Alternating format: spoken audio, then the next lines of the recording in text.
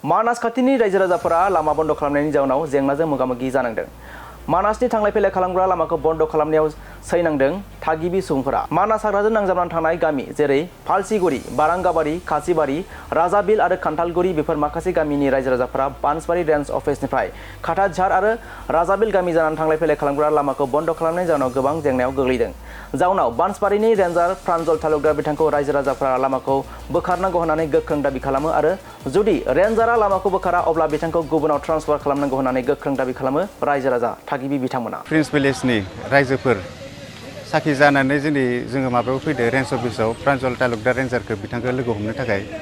मानो होनबा जों दिनै प्रिन्स भिलेजेसनि जिथु माबा दं रायजोफोर दं दिनै जों लामाखौ ब्लक खालामनो थाखाय बहुद उसुबिदा मोनदों आरो जिहेतु जों गोदोनिफ्रायनो बे लामाजों सोलिबोबाय थानाय गोदो गोदाय आबौमोननिफ्रायनो दिनै नैबे मास मोननैसोआव ब्लेक पेन्टारखौ लानानै जिथु माने थांलाय फैलायखौ बन्द खालामनानै दोनदो बेथ' मोनसे इसु नङा खिन्थु बे ब्लेक पेन्टारा आगोलनिफ्रायनो फैखाबाय थानाय।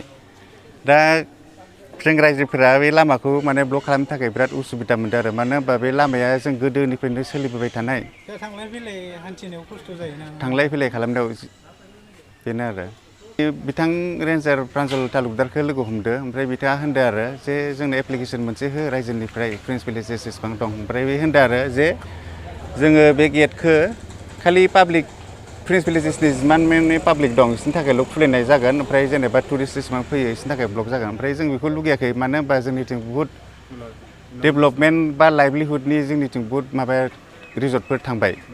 दा बे रिजर्टफोरनि थांनायनि थाखाय जुदि टुरिस्टफोर फैनानै जुदि बे लामाजों हान्थिनो मोनाबाथ' जोंनि जिथु माने लाइभलिहुडनि थाखाय माने बिथांमोना माबा लादो आरो सिन्था धारना लादो बिसोरनि थाखायथ' बिराद लस जागोन आरो दा आं सानदों मा बे माने बथ साइड माने खुला जानांगोन आरो फर टुरिस्ट माने जिफ्रा जोंनि साइडजों रिजर्ट दं जोंना फुरा कासिबारिसिम स्टार्टिं फ्रम माने माबानिफ्राय मानास सेकेन्ड गेटनिफ्राय ओरैहाय कासिबारिसिम जोंना रिजर्ट दं। स' इसोर रिजर्टनि आलासिफ्राबो माने एखे सुबिदा माने मोननांगौ आरो जेनेबा प्रिन्स भिलेजनि पाब्लिक बायदि आरो जिहेतु बिथाङाबो जुदि बोखाराबा मा राहा लागोन नोंथांमोना रायजोफ्रा? दा बोखाराबाथ' जोङो एप्लिकेसनखौ दिनै होदो ओमफ्राय EM सारनोबो हरगोन जोंहा जेम्स बसुमतारी सारनो फरेस्ट डिपार्टमेन्टनि। दा जुदि जायाबाथाय दिनै बेसेबां मानसि ओंखारदों बेनिफ्राय डाबल मानसि ओंखारगोन आरो मोनसे माने गोख्रों आरो स्टेप लानाय जागोन आरो बेखौ माबायदि जेंना जादों बेखौ होबथानाया?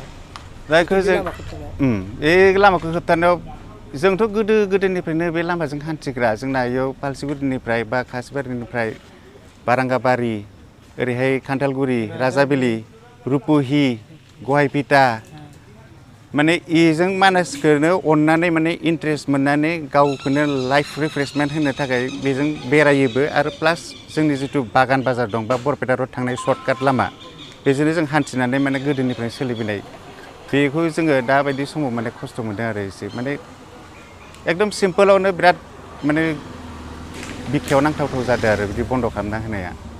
माने दा जोङो एप्लिकेसन होनाय मथे नैबे 10 तारिखनि गेजेरावनो खुलिनो थाखाय माबा होदो आरो नङाबा जोंना इनिसियेटिभा ओरैबायदि जे जों दिनै फैदो एसे मानसिजों फैदो इ खबरा बयनावबो जोंनि प्रिन्स भिलेजेसनि रायजोफोरनाव दं आरो इ इनिसियेटिभा 10 तारिखनि उनाव जुदि खुलिनाय जाया बा सिगाङाव खुलिनाय जाया होमबाथाय इनिफ्राय बांसिन गोख्रों स्टेप लानाय जागोन आरो।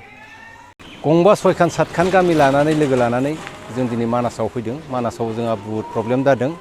प्रब्लेमा ओरैहाय जोंहा थांनाय 2 मासनि बारा जालांबाय जोंनि जिथु साहा थांनाय लामा बेखौ फार्स्ट गेटनिफ्रायनो बन्द खालामनानै 1 माइलसो बन्द खालामना दोनदों। बेयाव जोंहा थारमाने बे गंब्रै गामिनि सुबुंफोरा गोबां माने खस्थ' भुगिनांगौ जादों जाहाथे थारमाने थबस्र' जानाय खामानिया जों गिदिंनानै फैनांदों।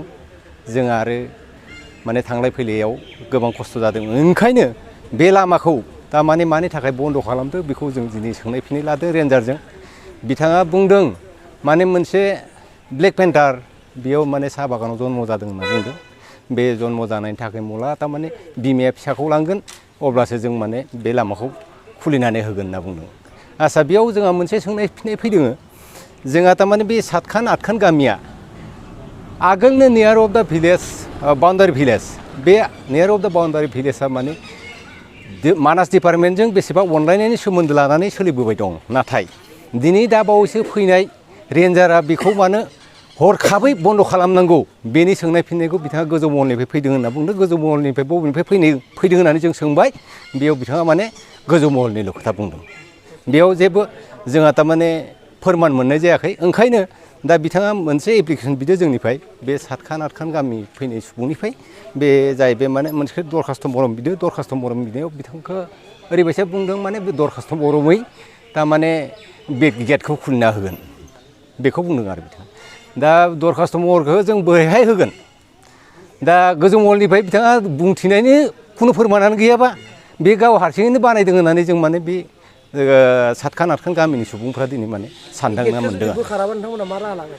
गेटखौ बोखाराबा दा जों इनफरमेसन मोनसे बिथांनो जों होखाबाय रेन्जारनो।